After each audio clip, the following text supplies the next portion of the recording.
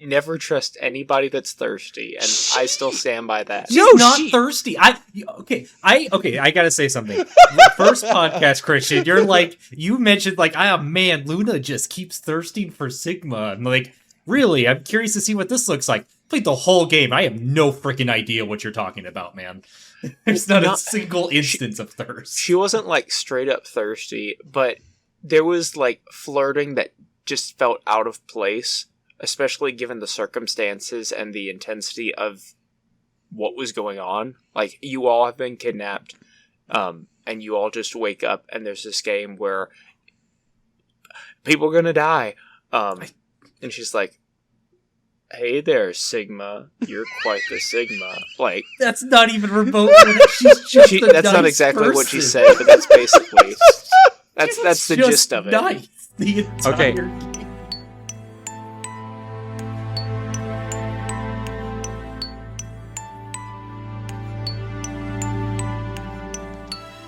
Welcome, fellas, to the thrilling conclusion to Virtue's Last Reward. I'm Dolan Malma, here today with my buddy Christian. Hello. And my buddy Austin. Hello there. Hey guys, thanks for joining me on this late red moonlit night. I wanted to... we beat it! We did it! There was some crying, there was weeping and gnashing of teeth, but we did it, and I think I'm very proud of us. All right, without any hesitation, we're jumping straight into the story, fellas, because that's what we're here for. Definitely nothing to talk about before that. Guys, Virtue's Last Reward. What a story. Absolute cinema, right? I mean... It was a fun time. I quite like it. It sure was something. I quite like it. So just getting right into it, we've beaten the game now. Favorite endings and why? You can pick your absolute favorite, or you can talk about a few of them. But Christian, hit me with your favorite ending and why, or you can talk about that.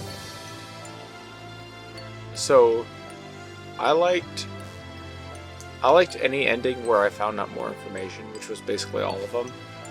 If I had to pick favorite endings, I liked Luna's ending, when you found out about her and you got to talk to her. And it's so sad.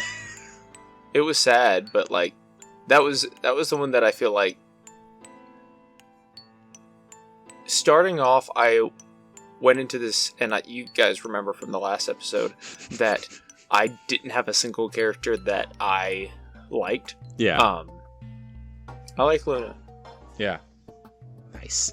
Oh, I could tell you something about Luna that's not directly explained in the game, but is kind of in the subtext and the sub things like that. Luna does not show up again for obvious reasons. Luna is based up, now that you know that Kay's father is, Sigma Jr., Dr. Klein. Remember they said, Akane told Kay, oh yeah, he fell in love with someone once, and then she died, and he never really got over her. Luna is a android replica of that person. That person was involved in the Mars test facility site, which is what the third game takes place. So you will, in fact, meet the human person that Luna was based off of in the third game. So that's a fun... Very interesting. Yeah, which is also part of why she loves him, is because she was kind of programmed. So... Yeah. Speaking of her loving people, I said it at the very beginning of this game. Never trust anybody that's thirsty, and I still stand by that. She's not thirsty. I gotta say something. First podcast, Christian, you mentioned man, Luna just keeps thirsting for Sigma. I'm like, really? I'm curious to see what this looks like. Played the whole game. I have no freaking idea what you're talking about, man. There's not a single instance of thirst. She wasn't straight up thirsty, but there was flirting that just felt out of place, especially given the circumstances and the intensity of what was going on. You all have been kidnapped, and you all just wake up, and there's this game where people are gonna die. And she's like, Hey there, Sigma. You're quite the Sigma. Like, That's not even remotely.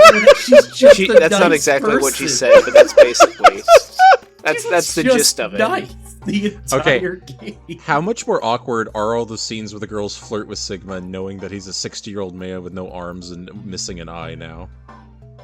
That literally That's just biggest Clover plot in hole of the elevator game. once. No. Alice, like, blushes when he says how capable she is. Luna is all over him, In too. her ending after just being nice and I know, I'm reassuring, just saying. but- There's at least one Five Little flirts scene. with him. Yeah, there's at least, like, what? Oh, my word. I don't even want to talk about that. The what? The Phi scenes make me extremely uncomfortable. But, yeah. No. But, Like, yeah. but yeah, Phi... sorry, Luna. I quite like Luna's ending too. I like as you find out a lot. I think it's probably the second most emotionally resonant. I liked a lot of the plot. I found it interesting. I was not too torn up about all the fates of the characters except for Junpei Tenmyoji and Luna were the only ones where I was like, that kind of sucks. You know, like, you know, it's so sad to see Junpei have worked so hard in the first game, and the resolution, it seems at least so far, is, and it all went to crap, and he never saw her again, and then the apocalypse happened. The end. Like, that sucks. And then poor Luna, like, isn't even a human, so there's not even, like, bullcrap time travel that you can, you know, hope through some shenanigans she'll get a good ending or be able to jump to a good timeline. It's like, nah, this is just where you exist. So, I don't know. Austin, did any of these endings speak to you? Well, Junpei's ending is up there. Yeah. I think another ending that I enjoyed just through the experience of it was the Dio ending. Like being able to actually get Interesting. outside and Oh, then yeah. like You were waiting the whole so long for an beating him ending to get up out. and learning about the stuff. So it's like, yeah, just that was probably the most event because you were watching most of the time I was playing or hearing me as I played. I wanted to get out so bad and kept getting mad every time I tried to get out and get stopped for the stupidest reason. So finally being able to escape towards like the very end of my playthrough was fun. Which was so Because funny. I did the whole middle, Yeah. I did the full right, went back to the middle when it unlocked, and then went to the left. So I didn't see Luna, I didn't see Kay's or Dio's ending until like I was pretty much done. What cracked me up is Dio was my third ending in this one, so I got that way early on. That does remind me though, Christian, you said that you're like, I like the endings where I learned some significant information, which is all of them. Maybe I'm remembering wrong, but I did not have that. I feel like there's 4 endings that matter in this game. Tenmyoji, Luna, Kay, and then the Phi/True ending. Everything else is just kind of fluff. It's interesting fluff, but it's all red herrings. Or like Clover is just everybody dies. yeah, Clover's everyone commits suicide. Alice is I'm a secret agent, I'm which a spy. you find out super quick all the time in every timeline. Friggin' what's the Quarks is just I don't even remember what Quarks is. DLC for 10 Myojis. Yeah, TLC for Tenmyoji. And then I mean Dio's is interesting because you get outside, but like all you learn is like what? Dio was a bad guy. Like That's my meme. but like, you know, Insert my because in Dio meme. Tenmyoji's that's where you get the clue, okay, we're actually, you know, A, that's Junpei, which also means B, that old lady is Akane, which means C, we're like 50 years in the future. That's a big reveal. Luna's is you're not a robot, which kind of that's the one thing is like Sigma's end can feel like it's big, but it's actually a red herring, and Luna's is like the real information, because that was why I was so sad is you got the information, Austin, that he wasn't a robot well before you got all the foreshadowing about you might be a robot, because not to jump ahead to theories, but Christian had the exact same experience I did, which is like, oh my gosh, I'm a robot, I'm a copy of the real Sigma. You're supposed to think that. The game wants you to think that. But because of the kind of weird order Austin went in, he's like, this is some bull crap. I'm not falling for this. But yeah, and then I only felt like there was those 4, and then obviously Phi's basically leads into the the true ending and all that stuff. But like, oh, and K's is significant. That's because that's kind of like one of the big. Seeing that K looks like Sigma is somewhat of a red herring. One of the more significant ones. Yeah. It's mildly a red herring in that him looking like Sigma doesn't really mean that much in the grand scheme of things. But for me, the reason until you get to like the end. What? It means like. Yeah, because then they go, I've never seen that guy before. That is true. Yeah, but like, the reason it mattered more for me was at least when I was playing it, I was like, okay, I don't know who Zero Senior is because we've seen what Zero Senior looks like, and I said it's basically either got to be Zero Senior uploaded his brain to a robot, and then that robot looks like someone else entirely. Was one of my theories. Or it's K, and Zero Senior doesn't remember Zero Senior, he's in the suit. And finally seeing, it's weird that he looks like Sigma, but that didn't matter. Just seeing that he didn't look like Zero Senior made me go, okay, well, it can't be him. Basically. Everything else is a bit of a red herring. But yeah. I mean, Austin, what did you feel about, did you agree with me that there were, 4-ish meaningful endings? Yeah, they were all the last things that I did. Yeah, no, you did Tenmyoji early, and then you hit every. Yeah, that's what I said. Other than Tenmyoji, so it's then I did everything else that didn't matter. So I was working with scraps of information to figure out what was going on. That was funny because you kept asking when did you figure out the twist that basically you, the player, are a version of Zero, and I was like, the same place you did in the story. It's just I hit there the halfway point. Around near Luna and K's part was when I was like, okay, I can't remember exactly which one I did first. I did them back to back, but right around about halfway, I figured that out. He did that as because he even went everything on the right he could possibly do, and then did those. So he was at 85% through the game before he got those hints. And so it was Dio's ending before those two endings, so it's they were literally the last 2 branches I haven't touched. Yeah, it was funny. So I was like percentage-wise, I guessed it way earlier than you, but that's just because I went through those routes first. Yeah, I don't know. I still think it's fun. It was easier when I first played the game because I thought Quark and Alice were going to play and Kay were going to play a much bigger role in the later games. Spoilers, they don't. We'll get to that, but yeah, it was a little bit, it did feel a bit more like filler. It felt less like filler the first time because I thought, even if it's not this game, clearly this game, more than the first one, is setting up for the third game, is what it felt like to me. It was telling less of a self-contained story and more of an Empire Strikes Back, we're gonna get to the Return of the Jedi type thing. I don't feel like that really pays off, but is what it is. But I do have to ask what I think is the most important question of the night. I know this is earlier than normal, but since we're talking about story anyway, I need to hit those theories. Which ones are you the most proud of that we went through, or the most embarrassed by at this point? Well, mine will be quickest because I have far less first. I find it really funny, and you found it funny first and pointed out that every theory I pretty much labeled this as a random bullshit theory turned out to be correct in some fashion. Yes. Almost. My very first theory that I dropped down was K is Sigma brother. Yeah, for no reason. He typed that in. He went, this guy's big. He's Sigma's brother. From a certain point of view, being a clone, you could say that. Yeah, is correct. No, that's. My favorite theory you got wrong was also very early. You said, and you retracted this quickly, but out of nowhere, you said old people can't be Zero. You said it Which in the pretty elevator. Much just me saying Tenmyoji couldn't be Zero. Yeah, I know, but you just said old people can't be Zero, and I was like, And then later I said old people can be Zero. Yeah, you changed your mind. It was funny. Oh man. But yeah. So one of my other BS theories was very close to being correct. I just used the wrong person as it. But it's older version of Quark time travel with the field to his kid self and is actually Zero in order to complete a goal.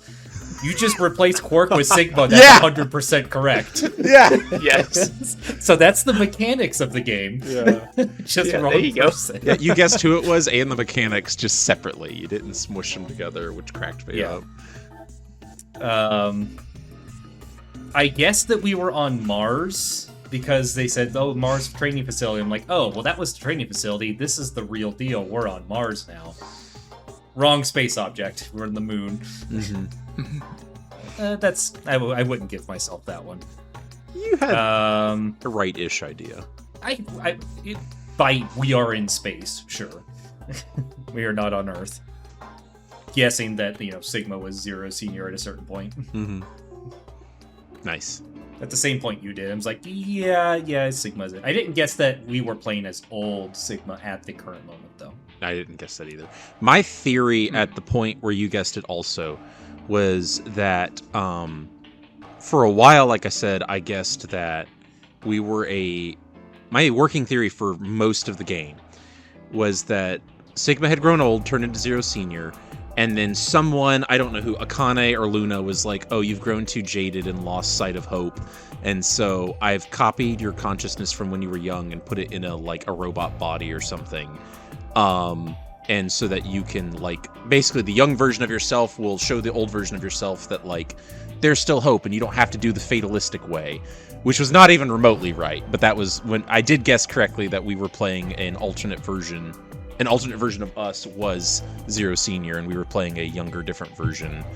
But I had the mechanics entirely wrong. I thought we were doing robot consciousnesses, and we weren't. So, that was my theory at the time. I will give myself this, though. I instantly got that Tenmyoji was Junpei, and I think both of y'all did a little bit of... That's the one thing I'll give my 10 years ago self. Wait, the moment you saw him, you said Junpei? Or No. The moment I saw Akane. The Kane picture. I didn't have to think about it. I went, "Oh, he's Junpei." I immediately clocked that. You figured it out 5 minutes later. That was the first thought that came to my head, too. I just talked myself out of it and then had to talk myself back into it. Because I'm thinking, Junpei? Yeah. No. Yeah. There's no way. I have to talk myself out of this. I immediately... But that was my gut. In the space of, literally 60 seconds, went, "He's Junpei," which means that's Akane, which means we're in the future. Holy crap. That was... Christian, any theories you're particularly proud of or ashamed of? Your aliens? Do you want to talk about your aliens? Still plausible. We went to space and there were no aliens. What? We're there. How long are you going to keep this up? Where did Radical 6 come from? No! It is an We know that. alien. No, we know where bacteria. Radical 6 comes from. Yeah. We know it comes from the test facility, Oh. but we don't know anything else. I'm not The going to test be able to... facility on Earth comes from by the moon. Earth people. I'm not going to be able to talk you out of this, am I? Aliens. You cannot Okay. debunk my theories. Any other theories? I did guess, and I eventually backtracked, but I did at one point guess that K, when we saw K's face, I was like, either K is a clone or we are the clone, and K is the real Sigma. I did guess that at one. I guessed a lot of stuff. Yeah, that's what I'm like.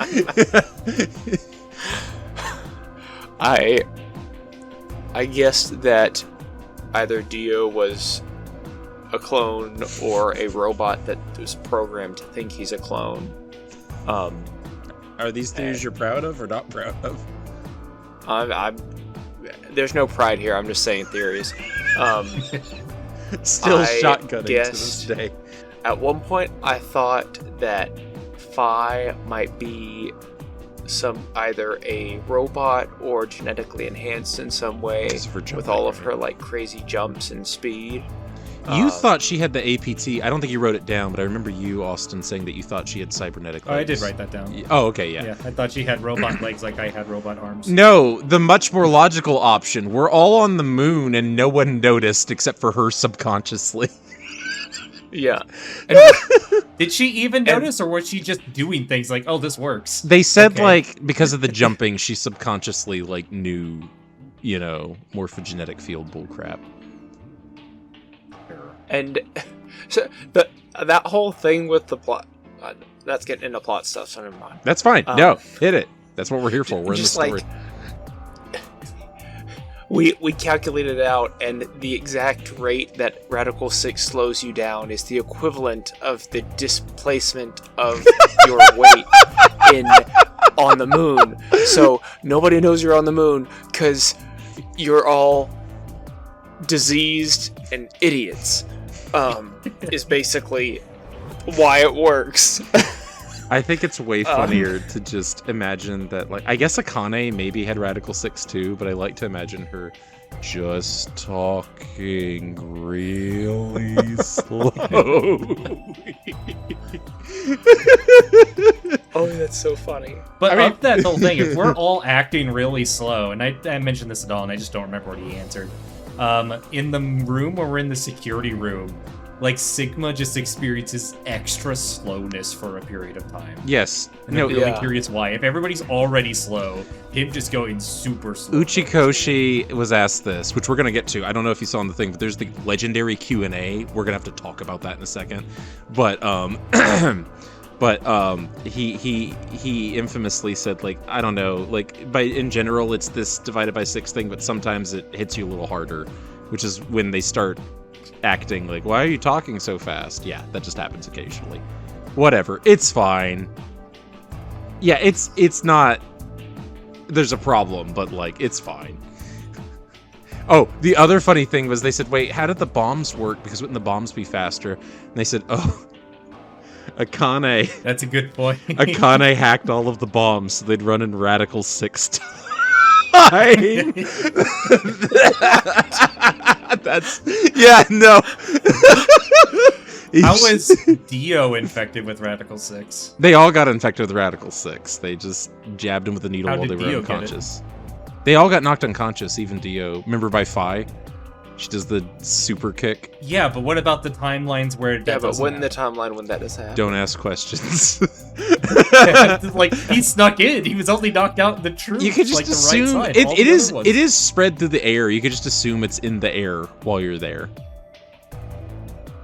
But wouldn't he have been like moving super fast when he first got there, before it kind of took effect, or is it instantaneous? Wouldn't like he? you inhale I and... guess he would know it's on the moon.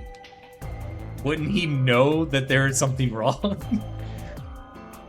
I mean, they all said their bodies felt weird, so. He was just lying about it the whole time. He knew. Dio would knew they have were to on the have moon. known. Dio knew they were on the moon. Yeah. Did Dio know how much of the like nitty-gritty details did Not Dio nothing. know about he didn't know anything. He needs to knew stop the that game. there was a project being put on by Zero Senior that would undo the cataclysm, which was created by Brother, and free the soul. That was all he knew. It was like, I don't know, there's this thing going on, they're doing time travel nonsense. Because remember, Brother is an Esper, so he knows how Espers work. They talked about that. So Brother is like, hey, there's Espers doing time travel bullcrap, stop them, because this is the timeline I want to happen. This cataclysm is the timeline I want. Don't let them... Which is, okay, Here we go. I am going to jump ahead to something real quick, and then we'll come back. Okay. The way time travel works in this game is different. I've talked about this before. Is different than how it works in 999. I feel like. I think we all agreed. Tell me if you think I'm wrong, but in 999, it very much seemed like you mostly weren't actually time traveling. It was Junpei looking at possible futures, grabbing that information. The only time travel part is him contacting Akane in the past. Most everything else was like looking at possible futures. Yeah, just sending information. Yeah, he's definitely Across time. not jumping across timelines. That's not how the game acts as if the first game was at all. In this game, you are very clearly jumping between different timelines. You're not just gathering possible informations, because other time travelers are also interacting with you, and like you yourself are rewriting timelines when you make a different choice. Because there's one where it's like, uh-oh, where's Alice? I couldn't find her. Bloop, went back in time, to the same loop. Yeah. and so, like, you're very clearly jumping through timelines. You're not just looking at possible outlines. You were jumping to different realities, different timelines. The game has some inconsistencies. I still like it. There's two things. One, through most of the game, it just acts like you jump to a timeline and your consciousness just Kingdom Hearts style. Oh, Christian won't get that, but Austin will get it. Like, your consciousness just takes over that body, and that's where you're at now. Basically, it seems to be how it worked. But then at the big end reveal is that you've swapped You didn't just take over. It's not like Sigma jumped into the future. You even asked me this. It's not like Sigma jumped into the future and took over the consciousness of his future body. He swapped consciousnesses with his future self, right? He didn't just do a copy paste.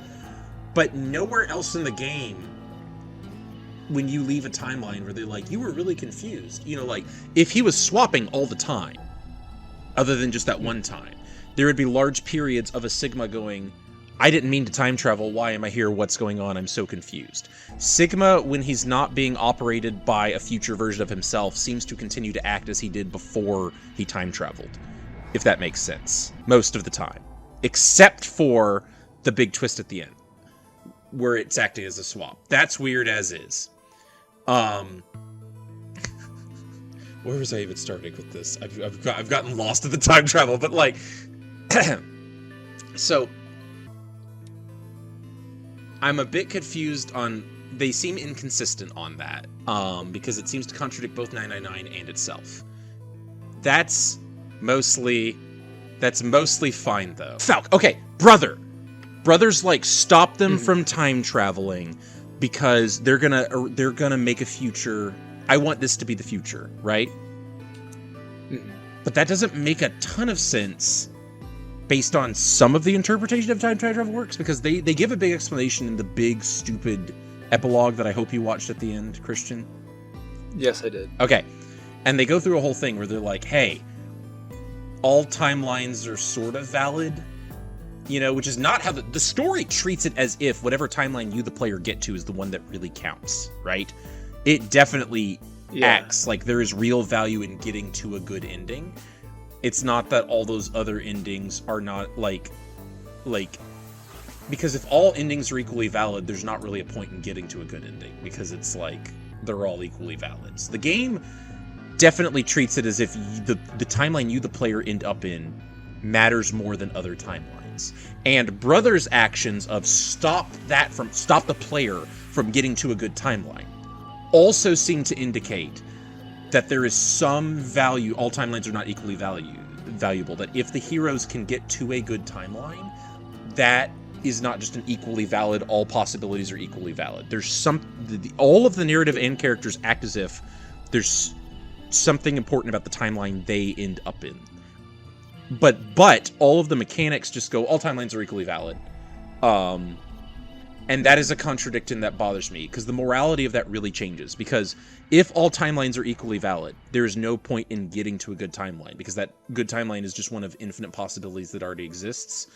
And it's not like it's more real than all the timelines where everyone died. And in fact, by jumping so much, you've arguably created more bad timelines that exist. You would have just had one failed bad timeline if you didn't jump around a lot, where one set of you died, and that's sad. But instead, you've created something like 27 timelines where everyone dies horribly and one where they don't. So unless that one where they don't matters more in some way, that's kind of immoral. You're kind of doing a really bad thing by trying to even get to a good timeline. And even more so if the swapping mechanic is in play, which it doesn't seem to be, but if it is, that means you are grabbing people out of their good timeline, shoving them into your dead body, and then jumping into their good timeline. Which was extremely terrible. I don't think that's what the narrative is going for. Everything in the story seems to be like, wherever you, the player, observe, that's the one that becomes real, and all the others kind of fade off into non-existence. They matter. Tenmyoji has this thing, but really they don't really matter because we're not going to keep following them. That's my little rant about it. because I think the philosophy and morality of that is very interesting, because what the narrative is saying, what the mechanics are saying, are at cross purposes. You kind of have to pick which one you're going to pay attention to. And if you're going to be invested in the story at all, I think you kind of have to follow the narrative thrust and ignore the espoused mechanics. Do you guys have an opinion on that? Or are you like, okay, Dolan, thanks for your speech? I mean, I really don't know. Is what I'm saying make sense? I guess first off, is what I'm saying like a coherent thought? I've honestly had this exact thought, because the way that it treats it, it's like, well, there's already a timeline out there where Radical 6 just didn't get out. Like, there's a timeline out there that June was never in the Nonary game, and none of this stuff happened, and no one discovered the morphogenic field. Radical 6 didn't get out, and everybody's happy-go-lucky. And, like, with the time travel stuff, it... Like, because initially I was thinking, like, well, before I saw the epilogue and stuff, my thought was, well, how does... We're creating a paradox in which, if we're going back and changing the past, then if Radical 6 never got out, why would Future Sigma go back and do all this? But with it being a different timeline, that kind of makes sense, but it also doesn't, because, like, that timeline's equally plausible. Like, when I started watching the epilogue, I initially expected, like, people to start fading. Yes. Or something. But it's like, but Tenmyo just like, no, it's just motorcycles and going down a dirt road, and then Alice is like, I'm gonna send my body back 70 years, and like, just all of this, all the epilogue stuff that makes it seem, it's just weird. Yeah. Austin. Go ahead, Austin. Since Brother is an Esper, could it be, this is speculation, it could be a horribly stupid idea, could it be that Brother ensured that there wasn't an actual timeline where Radical 6 never got out, and that's why everybody needs to create a timeline where they can actually stop it, because one just doesn't exist? I've thought about that. I still find it immoral, because say Brother ensures there's one timeline, and he picks it, it's the one where Radical 6 gets out. And you have to create 27 bad timelines to even get any good timeline to exist. But if all timelines are equally valid, then you've created 27 versions of misery and one of good. That is way more immoral than what Brother's doing, if they're all equally valid. Now, if any good timeline existing at all is valid in some other way, like, you know, say it's the only way humanity could exist, or again, like I say, I think what the narrative feels like it's saying is wherever the player is observing counts more than what the other timelines are. But if they're all 100% literally equally valid, that is way more immoral to kill 27 sets of these people so that one set can live than just letting one set die, I think. But that's way less narratively satisfying, and I don't think what the narrative is trying to say. I just don't think it was thought through very well. Yeah. I don't know. I agree. Does that answer your question, Austin? Or you have a different opinion? No, I think having, if the alternative is there is no good ever, fighting for one chance, or one guaranteed good to branch out to whatever kind of good could come after, is always worth it. Okay, so that's interesting. Here's a moral question that I've got for you. You've got a horrible murderer who murders a child in front of you, and then says, you can save this child by killing 27 other children. I'm going to make 27 other children and then kill them. They didn't exist before. What is the more moral thing? Letting him kill that one child, or creating 27 other children to kill so that one child doesn't die? I don't think that's an exactly good comparison. The fact that at least in this game, it's literal all of population of humanity, practically. There are some people that live, Fairly. But if you're going trying to fix practically an extinction level event, trying to find a way where all humanity can continue to endure is worth it. as opposed to just like, hey, I'm trying to save just June's life specifically. Then maybe we could start talking. Is there a way? I know you have trouble with memory. You've said sometimes. I need you to remember that you've said this when we get to the third game. I need you to lock this moment in your brain. I want to come back to this later. Is all I'm saying. The third game is going to be an absolute dumpster. It is. That's why I want to talk about it, but I don't want to get ahead. I feel like I've gone into the philosophy corner long enough. I could still say like your point of reasoning as the morality thing. I just, at least when you're coming to try to save the human race so it can try to continue on, as opposed to just saying, well, this is where we all die as a species, you can try to find a way to have an outcome where humanity can make it. But do you both agree that the narrative structure of the game seems to imply that a good timeline existing, or rather the timeline the player end up in, matters more than the other timelines? Yeah. Because yes, that's what I feel like the game... That's what it's going for. Yeah, I feel like the game is not saying that out loud, but I feel like if you just approach it with the kind of subconscious, or like not explicitly stated, but kind of thought that like, okay, these other timelines matter, but the one getting to the good timeline matters more, for whatever reason. Seems to be. It almost just kind of like, since the enemy, or like where there is an Esper 2, it's basically just time travelers trying to stop a rogue bad time traveler from destroying everything. But just I guess not nearly as good as other examples of it. Like, I think about another situation where something's like that. None of you have ever played Dragon Ball Xenoverse, but that's pretty much just time travelers correcting bad time travelers. We don't know, but doing it way better. I will point out, not all Espers are time travelers, even up to this point. So we don't know that Brother's a time traveler. He may just be a mind reader. Sure. Fancy That's special what I was people. going to say. Because some of the people that can't time travel in this game... Oh, sorry, by the way, a detail about this is funny. They talk about like how they had to set up all the stuff with the Radical 6 and slowing down their brains and creating a slingshot so they can do that to get them to time jump, because it's such a big, difficult deal. Because remember, they had to do all that trouble to get Junpei to even be able to talk to someone 9 years in the past. And then they had to set up this insane multiple overlapping timelines to jump them 50 years in the back. I'm spoilers, I don't care for the third game. Everyone in that game is time jumping constantly right off the bat. They just start doing it. It's just like, this is the thing we're doing now. Everyone can time jump. And I don't think it's ever explained. They're just like, this is the thing we do now. Don't worry about it. And you can keep your memories too, somewhat. Are they saying Espers like share their Junpei and power. June jump? What? Go ahead, Austin. Okay. Are they going to be saying that like Junpei and June's memories or subconscious from VLR go back to ZTD? No, these are expressly not the VLR versions of June and Junpei.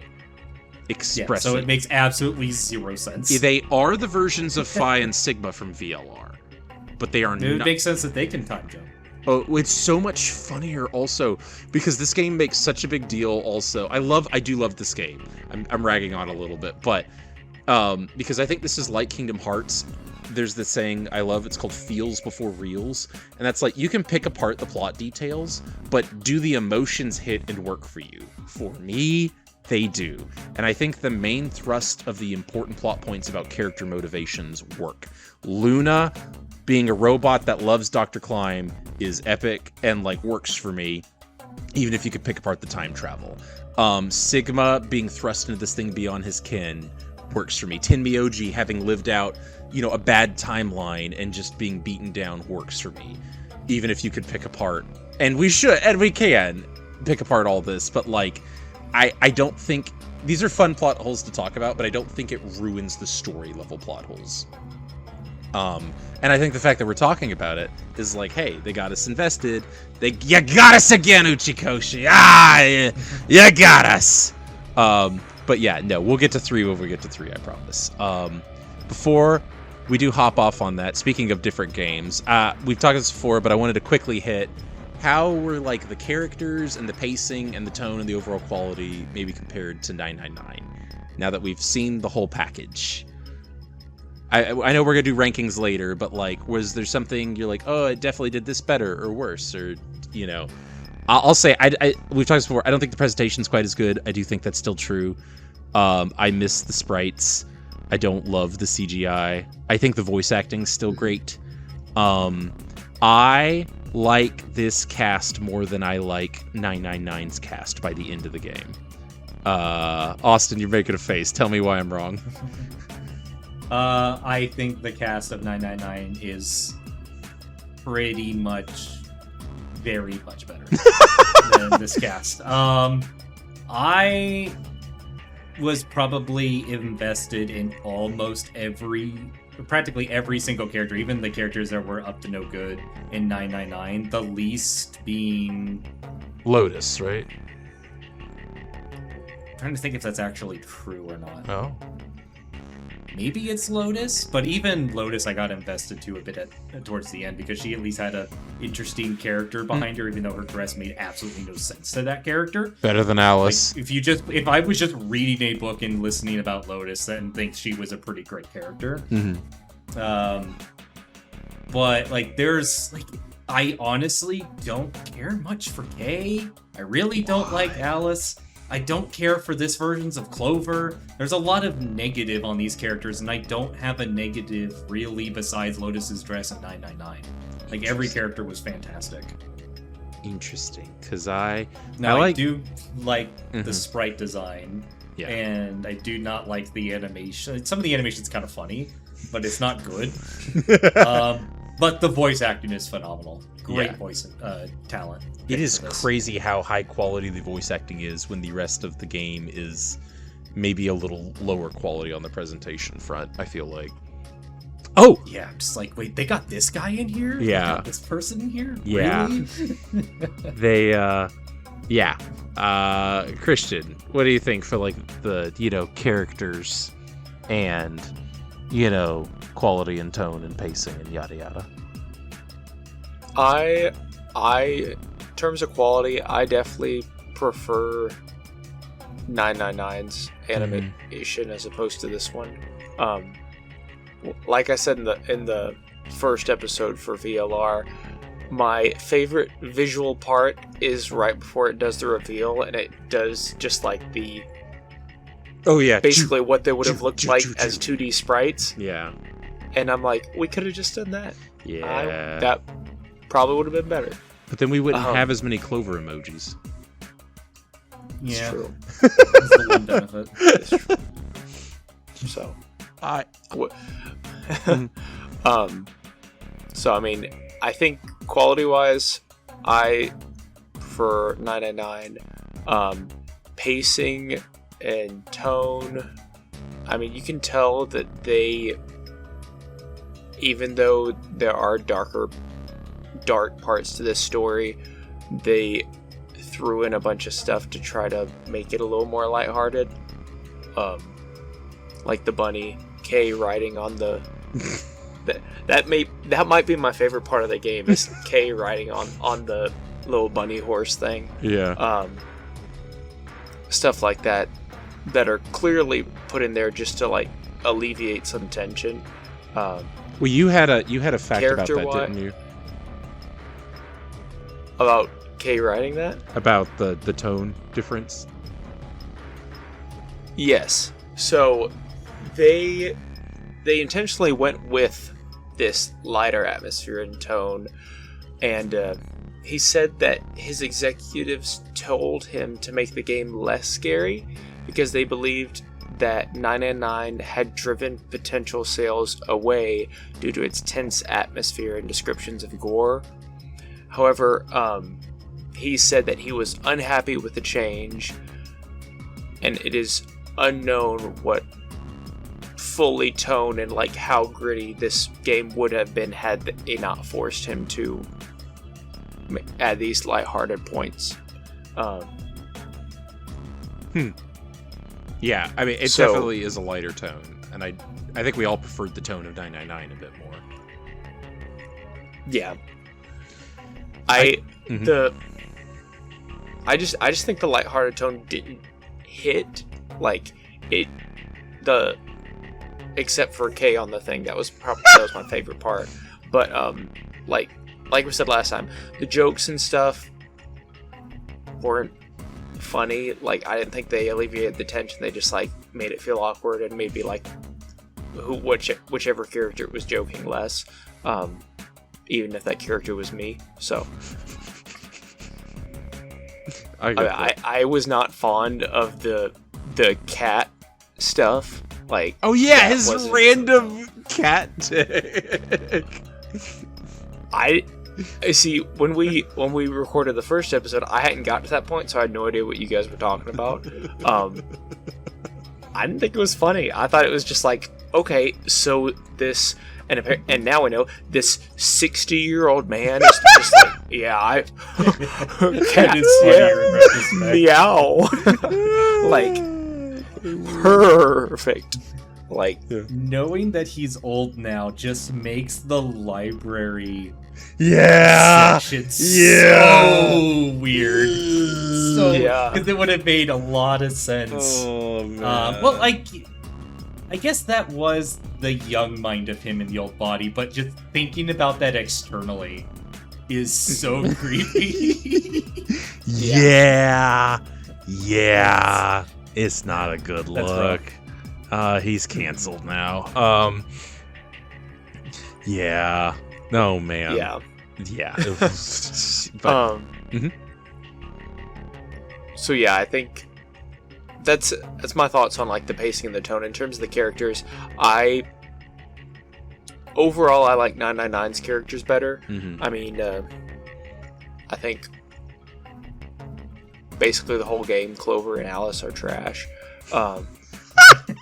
Okay, did you start rolling your eyes every time that she because she like kills herself like something like 8 or 9 times, and it's like every time she's like, we're all gonna die, it's like, oh my gosh, again. It's, and like, so the thing that gets me is, so we all got infected with Radical 6 at the exact same time, because we all got there at the exact same time. Presumably, yeah. In theory. So like, either she just can't take it, and like, for some reason, she has the immune system of a child, because her and Quark can get hit with it around the same time. She gets cold and way everyone faster else is because just she's chilling. got no clothes on. She can't fight it off. So does Clover. I mean, yeah, fair. It would have been way more interesting if she actually was the mummy. Yeah, that Be the pissed reason me why. off. That like they set all that up and then they're like, no, it's just a weird coincidence, T. Like, oh, that would have made way more sense. Yeah, it would have been way more interesting. My guess of why they made her not the mummy is because they wanted to have the whole like my father backstory, but her father couldn't have been like King Tut. Because yeah, but I don't really care get, about her father's backstory. Just make it an adopted father or something. Yeah, taking care of her afterwards. Yeah. Or make the Myrmidon something that's been going on since ancient Egypt. Yeah, I mean, sure. Well, that would make Brother significantly more interesting. And Brother's been using his Esper powers. And he's been cloning himself and just transferring his consciousness to the younger body clone. Okay, I had been thinking, spoilers, that's not what's going on. I definitely thought they were setting that up. Because, especially with the epilogue at the end, which we'll get to, where they confirm, oh yeah, you can transfer your mind into a body that's not yours if you're strong enough. Because they go, oh yeah, you're not K, but you're in K's body. And K is somewhere. It's somewhere. Yeah. So like, I was like, oh, Brother is definitely. I can't make the reference. Dang it, Austin, you know what I'm talking about. Brother is definitely. Do I know what you're talking Kingdom about? Hearts. Oh, okay. Yeah. Okay. I get you. He's definitely doing. It all comes back to Kingdom Hearts. Yeah, we gotta play Kingdom Hearts. He's definitely doing the thing.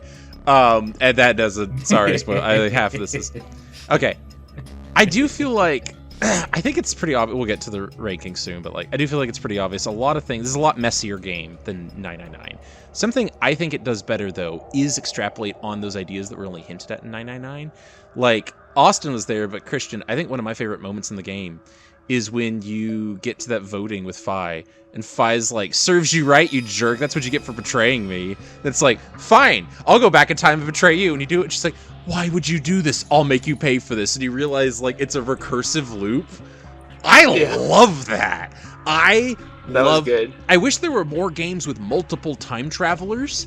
That was some of my favorite stuff, was when you could tell that someone else had been messing with the timeline, whether it was Fi or whether it was Akane or whether it was Zero. And you'd be like, okay, I know what's going on. Or sometimes other characters would just do random bullcrap. And you're like, I know what you're going to do. And Tenmyoji's like, I think my favorite, the most annoying, is when you do it against Alice, and when you betray Alice, she's like, you freaking idiot. Why would you? We're all going to lose. We gain less points that way. This is totally inoptimal. You're a moron. And then when you hit ally, she's like, only an idiot would hit ally, you dummy. Yeah, that fits. I think that was what pissed me off the most in this entire game, was Alice's flip-flop. I'm like, you piece of shit. She's so condescending no matter what option you pick, and I really... But, like, I think that's what... I haven't seen a lot of that. I love the idea. I wish more stories had kind of dueling time travelers, even though Fi is really mostly on your side. But, like, some of the most interesting stuff was when stuff would change because of other things outside your control, and I felt a lot less in control, and most of the spooky parts... This was a much less spooky game. Most of the spooky parts were thinking, like, I understand the mechanics of this, and then something would tweak.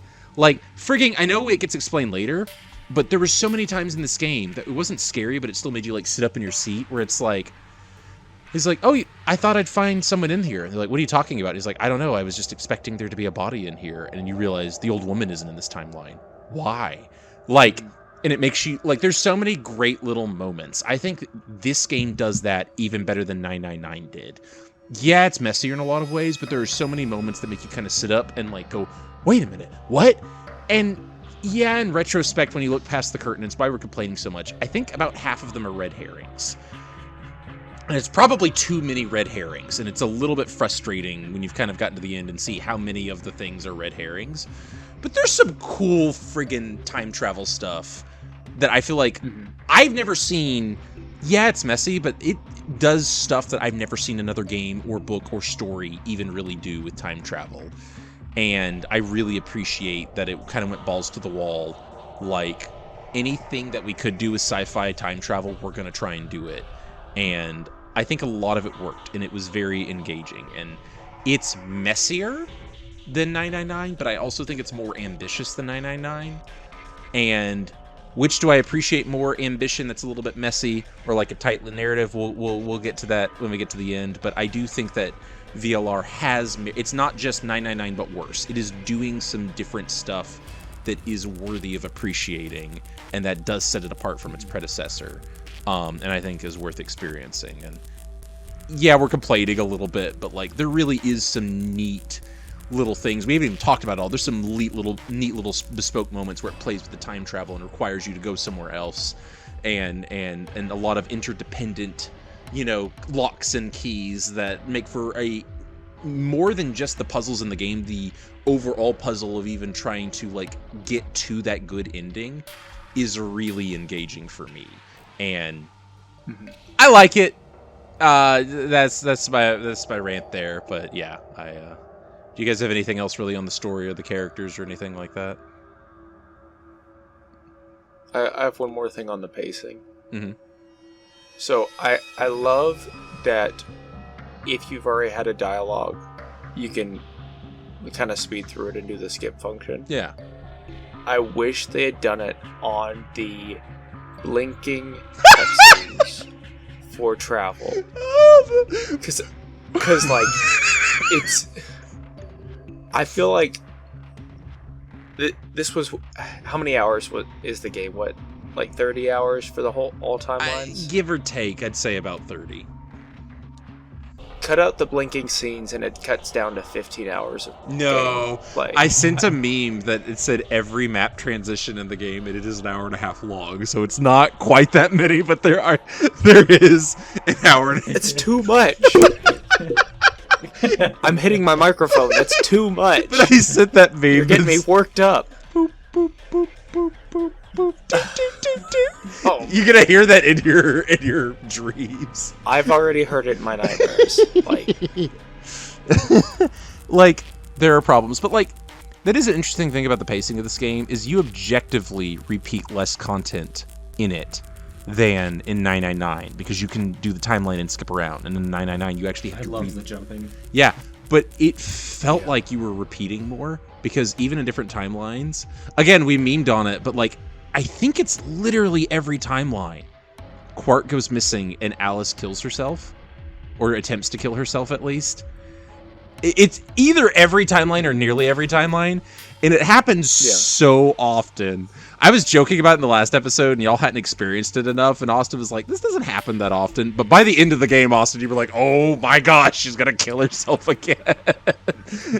Like, it's spooky the first time when someone gets hit with Radical 6 and, like, becomes suicidal. It's actually one of the few moments that is kind of scary. But they repeat it so much that it becomes a joke, like, not that long. Yeah. By the third or fourth time she's gone through her speech, it just becomes a bit of a joke. But yeah, I think that's the cost. Like I said, it's a messier game, but it's doing some interesting stuff. Yeah. Did you have some other Q&A that we skipped over in my ranting? Or not the trivia, I mean to say. Yes. Yeah. So, Virtue's Last Reward is the name of the game. And there are a few different ways that gets interpreted. First would be, it can be interpreted as virtue is its own reward. You know, you do good, not because you expect to get something in return, but because it is good.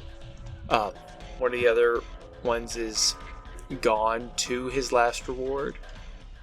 A slightly more pleasant way of saying he's dead. The only reward for virtue is death. If you try to do good and be morally right, you will die. This is reflected by the fact that choosing ally in the AB game puts you at risk for being betrayed, and a lot of the times that you do pick ally, you get betrayed. And then the other one is being virtuous will ultimately be rewarding. Example would be Phi's ending. The end or beginning could also be viewed as a virtue's last reward. So that's some of the different ways that people have interpreted the meaning of the title of VLR. Nice. Last bit of fun fact trivia. A promotional game came out prior to this game's release in Japan that, let's just say, was inappropriate for any younger viewers here. What do you mean? It involved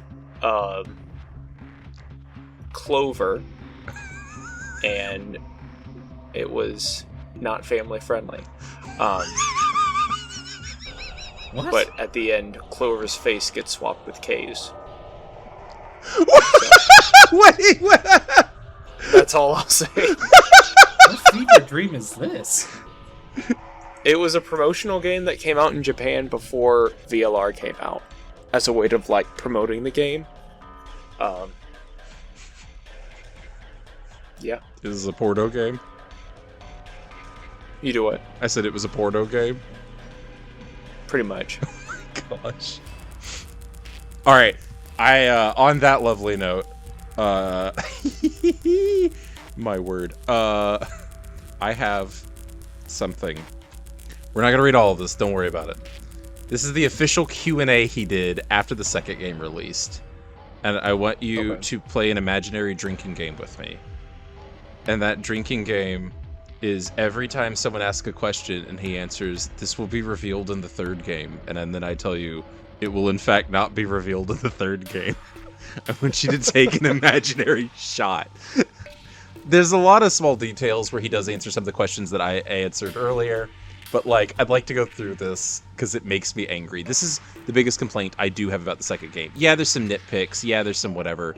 But the fact that it was so clearly setting up for things in the third game, and then out of the thing, he mentions all the setup for the third game. And I'm mad at the third game now, but we're going to talk about it here. I'm still going to be bad about it.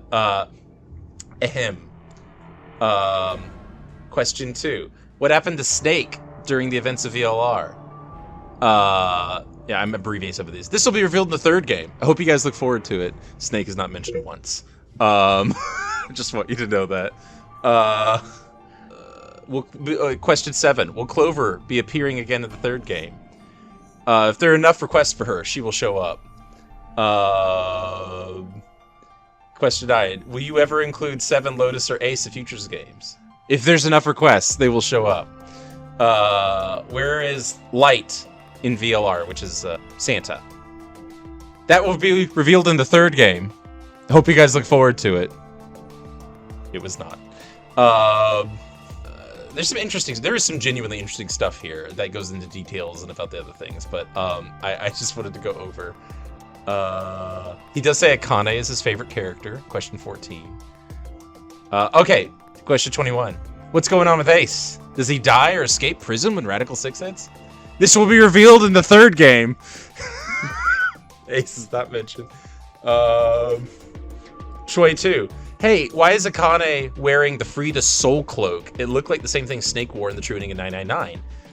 What's going on with that? I thought Snake's robes were from Lord Gordain, who ran the Nonary games before all this. So why is Free the Soul on Snake's robes? This will be revealed in the third game. I hope you guys look forward to it. Is there a possibility of Fi and Sigma being a couple? I know his buddy's old, but Fi did say she'd show him a swimsuit in one timelines. No, they won't be a couple. Please look forward to the third game.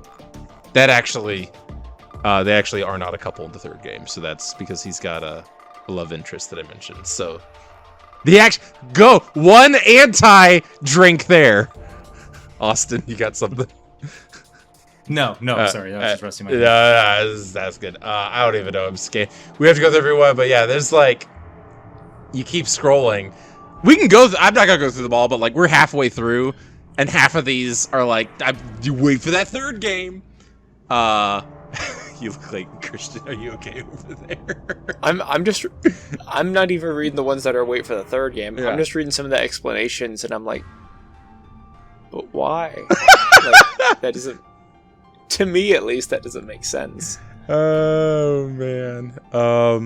Yeah.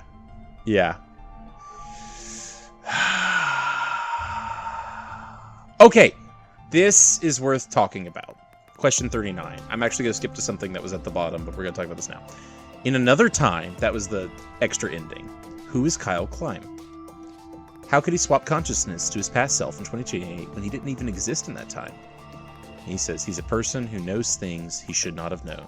There's no specific rule that you have to be yourself to possess a psyche. In 999, young Akane and 21-year-old Junpei communicated the developed version is being able to move yourself entirely, so if your frequency matches, it's even possible to jump into another person's body. This is something I want to talk about. We need to talk about the ending. We're going to talk about that now. Okay, we talk about this ending. Junpei's like, hey, all timelines are valid. Our timeline isn't just going to erase because I still matter, because my relationship with Quark wouldn't exist if, we go to the good timeline. So I'm not willing to give up on this one. I'm not going to try and figure out how to get to the past. I've got a life here with Quark, right? They talk about that. Some of the more important things are, though, then they talk to Alice and Clover. And they're like, we've figured out a way to physically move our bodies to the past. And basically all but look at the camera and say, we'll tell you about it in the third game. And then the biggest, most important one is Akane talks to the person who's possessing Kyle, which is, I think, very strongly implied to be us, the player, at this point. I know that's technically a theory, but like, does anyone disagree with that take? Does anyone think that's like a wrong take? You're both shaking your heads. This is a podcast, so but yeah, it's pretty strongly implied. I do not disagree. Yeah. And she says, the doctor, Sigma, truly loved Kyle. He made sure that he'd go to the past because also Kyle is the key to actually making the good timeline happen. And even more than that, you, mysterious entity that's in Kyle's body, are the other half of that key. We need Kyle in the past somewhere. He'll be in a different body, but we need Kyle there. And you, the player, need to be there to make the good ending happening. And she's like directly addressing you. Fascinating stuff. Really interesting. A lot of plot threads being hung there, right? Again, Game 3. Not a single one of those is going to be followed up on at all. And when questioned about this, like, hey, why were all these plot threads and this Q&A set up? You clearly have a bunch of plot threads that are going to be followed up on that you're setting up. You're putting... This whole game is just a bunch of Chekhov's guns being set on the mantelpiece and only firing half of them. And they said, what about the other half of the guns? And he said, I have decided that ending is not canon. It doesn't exist. Just pretend it didn't happen. I just put it because there had been an earthquake, and I felt like it was a more encouraging ending than he lost his arms. But you should ignore it. It's not canon. Thank you for talking. Goodbye. So, we're going to get to it, but it is very clear that the version of Game 3 that existed before the time, because there's a big break between the development of Game 2 and Game 3. The series gets canceled and then uncanceled, which we'll talk about when we do that episode. But I wanted to point out, there's a lot of really interesting theories that I, at this point, trusted him to follow up on, because I think he did a great job with Game 1 and 2. Maybe we don't like 2 as much, but I think he's done a good job actually following up on plot threads and expanding on ideas that were in the previous game. And this game, I have a hard time liking as much as I used to, because I now know all of those are not going to be followed up on. And it's a little bit hard to be quite as excited about all these plot threads when I know they're going to be dropped in the third game. But do I hold that against this game or the third game? I don't know. I don't know if you guys have any opinions on that, but I really had to share this Q&A. I would say hold it up against the third game. Yeah. Yeah. Because it's not the setup's fault, it's the resolution's fault. Yeah. Yeah, but then like... So... Yeah. Mm-hmm. I was just going to ask a question, but you can keep talking. No, please. I've talked too much. Oh, I was just going to ask. So, Kyle doesn't show up in the third game? Not once. Not even mentioned. Okay. Yep. I do want to point out, though, there's some. Sorry, this is one last thing I want to talk about in the nitty-gritty stuff. There's 2 questions here where people, even back when the games were coming out, did have some mechanics questions. They noticed the time travel changed. I want to read you his answers.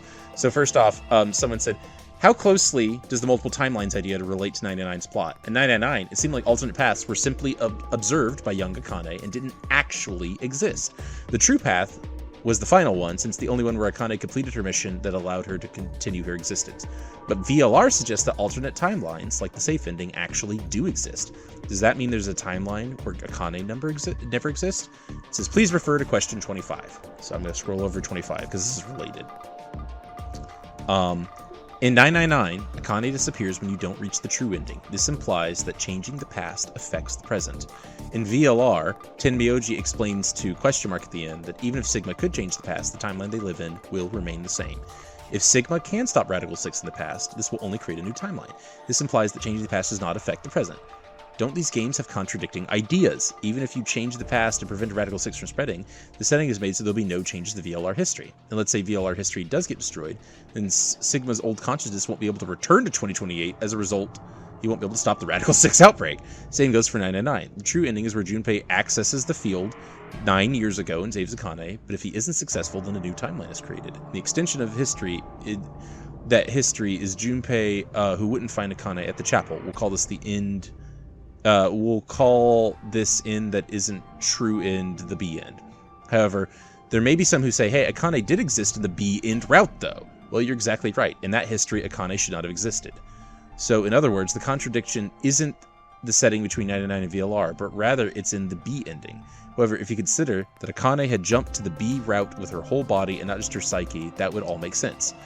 If that is the case, then Akane did not disappear in the chapel. She just made her escape. Or you could say her whole body jumped to another timeline.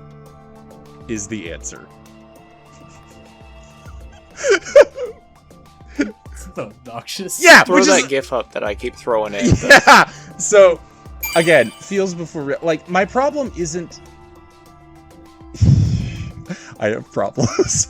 That is a plot thing that does bother me, is that he keeps changing how the time travel works. I've mentioned this before, but every game handles time travel differently. And it continues to make problems because it retroactively puts... Because, yeah, if 999 and in VLR, all the other endings are equally valid, it's not a very happy ending. So we're going to choose to ignore what Uchikoshi says and go with what the game says. Anyway, there's like 100 questions. We're not going to go over them all, but I found it interesting. If anyone wants to read, I'll link it in the description.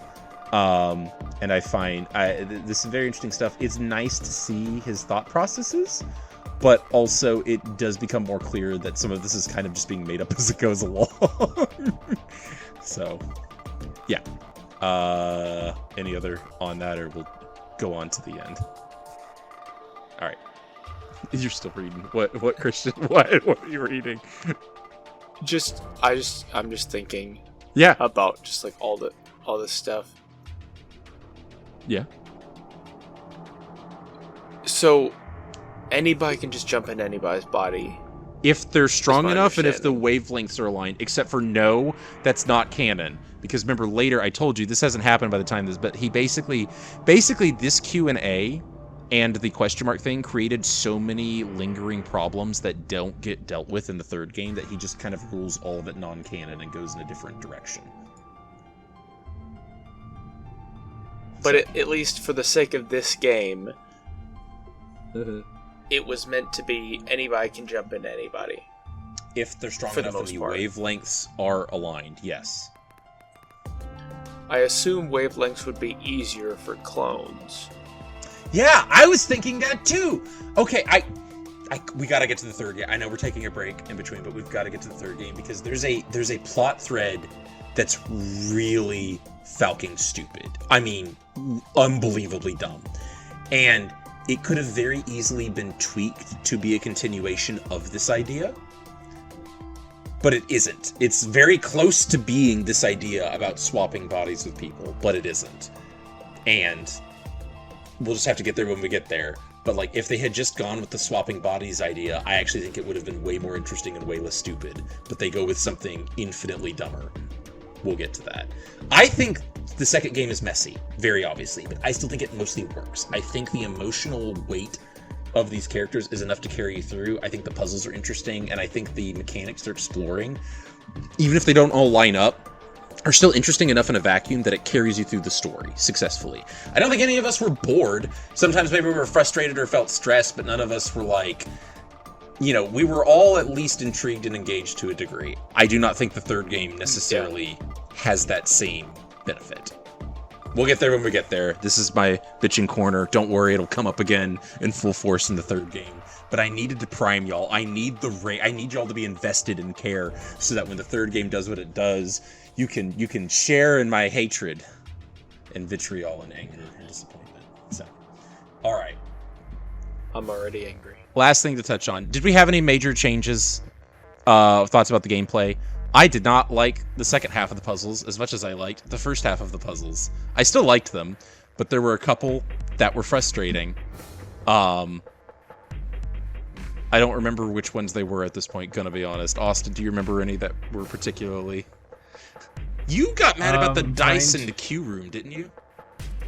Okay, in the queue room, it was an annoying thing, because my first assumption was like, okay, I gotta get the colors of the dice there, and I got to get the numbers. But what's kind of irritating is, like, the orientation of the numbers matter. You can't just have a red 6 in the right spot.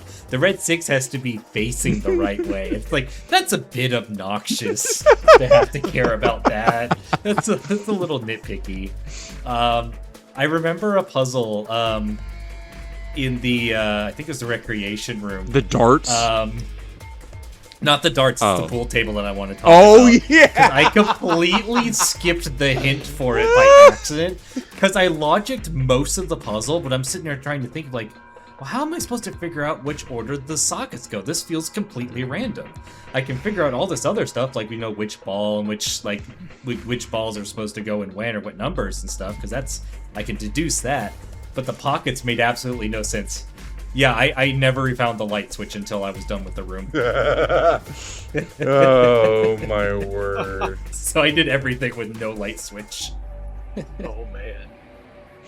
Yeah. But yeah, my memory is fading on the rest of the puzzles, but most of them worked for me. Yeah. None of them were as angering as the pantry for me in particular, although you didn't find the pantry as bad as I did. no, the pantry was fine. Okay, so the room with the darts, not the queue room, but the first, I think is also the rec room. The rec room.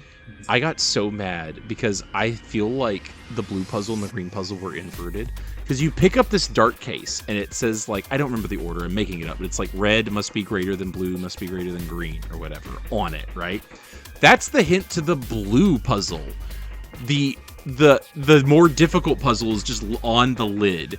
The more obvious hint is that if you open the lid and look around inside of it, you can notice that the red arrow is 1% smaller than the blue arrow, which is 1% smaller than the green arrow, which is the more obvious hint that that's the order for the green puzzle versus the one that is very clearly labeled, like, directly on there. And I got so stuck because I got the blue one not instant, I did the math, but, like, I immediately was like, okay, bam, bam, bam, blue. And I was like, oh, that's weird. And then Austin was the one that pointed out, I was like, oh, the arrows are different things. And I felt like that was way more hidden and subtle a hint for what is supposed to be the easy version of that puzzle. It pissed me off. Yeah, Austin. I had that exact situation pissed me off for a completely different puzzle. Was it the dice? The first time the dice show up, not the cube room dice, the first time the dice show up, you have one of them is solutions is, just get the colors in the right spot for the dice. That's all that matters. And the second one is like, get all of the numbers correct, too. Getting all of the numbers correct is the way to get out of the room, and just doing the colors is the secret puzzle. And that pisses me off. It's like, why is the way harder thing to do the way to get out, and the easy, not try hard puzzle is the secret one? That one genuinely upset me. I think overall I did like these puzzles slightly more than 999's, but it's very, very close. I felt like there was a bit more variety, and I also felt like each puzzle had extra in that. A lot of us didn't. We were in a hurry. But each one basically had two versions of the puzzle. So it's not quite like double the content, but it did feel like there was a lot more you could engage with if you were really digging it. There was some stupid, like, what the heck were these people thinking moments, but I felt like I got bang for my buck in terms of, like, the amount of game content I got versus 999, which is still very good, but, like, I don't know. Christian still managed to have annoying pixel clicks, because that's the one thing I just remembered about the pantry that was annoying, was tried to find the perfect right pixel to zoom in on the tires to change the font. You couldn't just click the tires or the tabs on. You had to find the weird, stupid little pixel to zoom in. One. That was so obnoxious. Each individual one. Oh, it's so funny. Oh man. What'd you think about the puzzles, Christian? But hey, at least there was no upside down Sudoku. I mean, true. That puzzle's better than 999 because of that. Okay, that's funny. I got infuriated. So there were a couple puzzles that I got infuriated just because there was something that I hadn't found yet. Like when you're in the garden and you have to weigh those dice to find out which ones are heavier. I hadn't got to the point where it tells you like what you do. So I thought I had to weigh them a certain way, and that was the puzzle. So I weighed those dice, and Alice yelled at me so many times. Yeah. Just because I was like... That's why you always explore the like whole room before trying to solve puzzles. So sorry. I got the dice weighed correct the first try. Oh, that's so funny. Congratulations. I'm so sorry. All right. That's amazing. Well, I feel like we've complained a lot. I feel like I've complained a lot more than makes sense for my enjoyment of this game. But guys, I wanted to get your feelings on your rankings for 999 and VLR, and then if you'd recommend it to people or not. Who wants to go first? All right, I'll go first. I would say, if I'm remembering correctly, 999's a B+. Mhm. And I would say VLR is a B-. Which is so interesting because I feel like we spent this whole episode complaining and saying it's so much worse than 999. It's still a really fun time. Yeah, yeah. Why? What are the good qualities of this one? I know we talked about why it's a little bit worse. What makes it still a B- for you? The gameplay, the way of playing through the game and the expectations of it was so much better. Because one of my biggest complaints about 999 was the routes pretty much just felt meaningless to unlock the true ending with how it treated things. For it. It didn't really make that much sense for me, so it just bothered me. VLR does not have that problem. Yeah, it's much easier to jump around. The things make more sense and are more meaningful and impactful. It's more fun to be able to jump around like that and have fun with things. The gameplay, the puzzles, the AB games, all that was just more fun to actually play. Mm-hmm. And the voice acting was pretty darn good. Despite my appeal for the characters being less, it was still overall a more fun game to play. But I do like the characters in the story and plot of 999 significantly more. Yeah. So that keeps it a little bit higher. Makes sense. Christian, what about you? I struggle to remember what I put 999 at. But it's about what do you feel now? That's what we're going for. Because part of the fun is it changes. Where do you feel 999's at? I feel like they are close. I think I'm really trying to remember where 999 was. I feel like I had 999 at like a C or a B-, somewhere on there. And if that's the case, then I would say VLR is like a C, or a B-. So God, Editor Dolan needs more than that, man. Give me something solid. Look back at the 999 No, episode it's what you think now. That's not what we're doing. Okay, put them both at C. We're just gonna put them both at C. Okay, wow. And we'll go from there. Lowering your score. Okay. Okay, fine. Put them both at B-. I'm gonna make you just keep on editing and going up and down. Up and down. You know what? I'm gonna make Schrodinger's rating for you. Just vibrating rapidly between B and C. The only way to know is to open the box. Obviously, well, maybe not as obvious as much as I've complained. So all of my complaining comes from a place of truly loving the series. 999 is a plus for me. I think there's only one other visual novel that even comes. I gotta remember if I like Phoenix Wright 3 better than 999, but those are my top two visual novels by far, 999 and Phoenix Wright 3. This is like in my top games. It's one of the only games I've ever pulled a nighter for. It kept me so engaged. I do think VLR is a bit messier. I like a lot of what it's doing, but I do think while I'm proud of them for exploring the concepts, and I'm really glad as a sequel, what I'd want them to do is take the concepts and keep digging into them further. And it does that. I do think losing a little bit in the tone and a lot of the plot threads kind of, even not talking about 3, but just in this game, half of the plot threads not really seeming to matter that much. Even ignoring 3, Clover, Quark,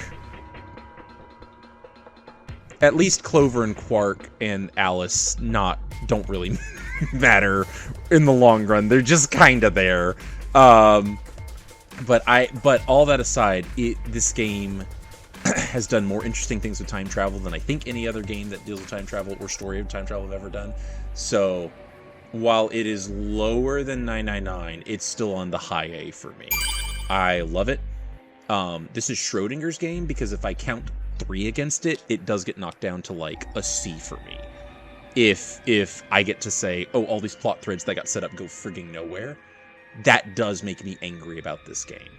However, I'm going to treat this game as it is, which is a really fun follow-up to 999, setting up a lot of really interesting plot threads that I was and am really invested to see where they go. It's even the type of thing where if they made a Zero Escape 4 that actually did follow up on those, it would Schrodinger's back up, like, again. So, those are my rankings. The actual final, real last question I have for you two gentlemen, as much as I've complained about Game 3, what are your hopes, dreams, fears for the third game, based not just on me telling you a lot of stuff isn't followed up on, but as you walk into this nightmare cat box, what are you expecting to happen?